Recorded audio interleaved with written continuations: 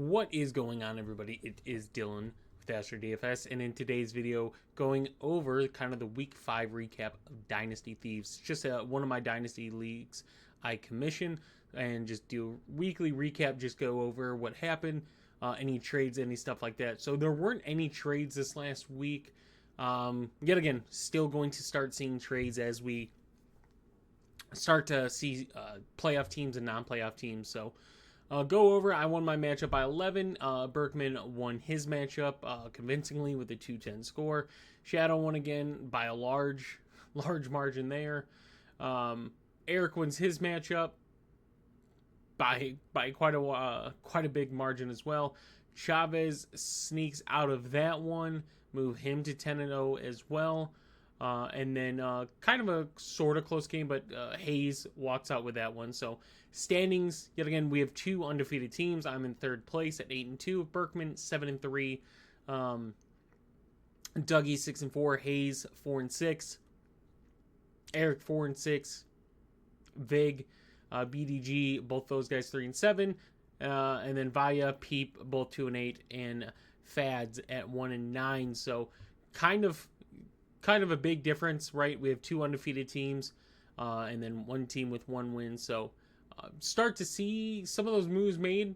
Not necessarily saying teams have to, but you usually try to sell off, some players that are doing really good, that are older, and try to get any draft capital you can, and hope you hit next year in the draft, and kind of replace those guys with younger talent. So now, going over it, this is the Dynasty Daddy. If you guys don't use this for your Dynasty leagues, I think you're definitely putting yourself at a huge disadvantage. It's really helpful of going over rosters and stuff like that and finding where you could trade, players you need to trade for, players you trade away, kind of, who's built the best, position by position, and go from there. So we have 4 contending teams.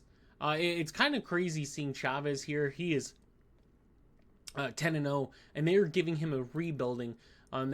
He's got Mahomes, Williams, JSN, Rashee Rice, Zay Flowers, Josh Jones, Kincaid, like a lot of young pieces, right? Got a few extra thirds for his draft capital, a couple fourths, but nothing crazy of saying like he's in a full rebuild.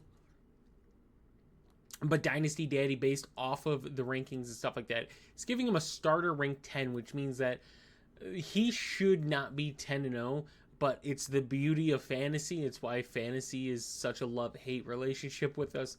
And you start to see some of these teams down here. So what's crazy to me here is Berkman. He's 7-3, and this guy is the guy that controls the draft capital. So he's got 3 extra firsts, a couple extra seconds, got an extra 27 first. So he is stacking up his roster, and he's also 7-3. He's a contending team. Now has Jackson Dart as a starter. Has a solid 1-2 punch in Jahmyr Gibbs, Saquon, Mecca Buka, Devontae Adams, Stephon Diggs, Tyler Warren, Fannin, Goddard, Kelsey. Like, he's built up a really good roster. Obviously, the wide receivers probably where you add some talent. Hopefully, Dart develops, and Kyler is just Kyler, a mid-tier quarterback, and then you just build off of that, right? 2 really good fantasy running backs right now in Gibbs and Barkley, and then you pretty much have the leading contender for offensive rookie of the year in Emeka Egbuka. So that's kind of where that is at. Yet again, I think you put yourself at a huge disadvantage not using something like Dynasty Daddy. It's a really useful website and tool. As you can see, like, we look at some of the teams, like Vig, he's got Baker, Justin Fields, Bijan, had Trey Benson went on the IR, but, some other names in there, like an Aaron Jones, Joe Mixon, those guys getting banged up. Pacheco is underperformed. The wide receiver room's pretty nice. Amon-Ra and Tet. T. Higgins, unfortunately, with Burrow out, that does hurt his stock. Someone like Trey Tucker, Cooper Kupp, Jaden Higgins, and then, Juwan Johnson has been top 5 tight ends so far this season. Evan Ingram definitely underperformed, but you kind of see how the differences are. But that is pretty much it for the video. If you guys have any questions, or you want me to show something else in more detail next time, just let me know, and we'll see you guys in the next one.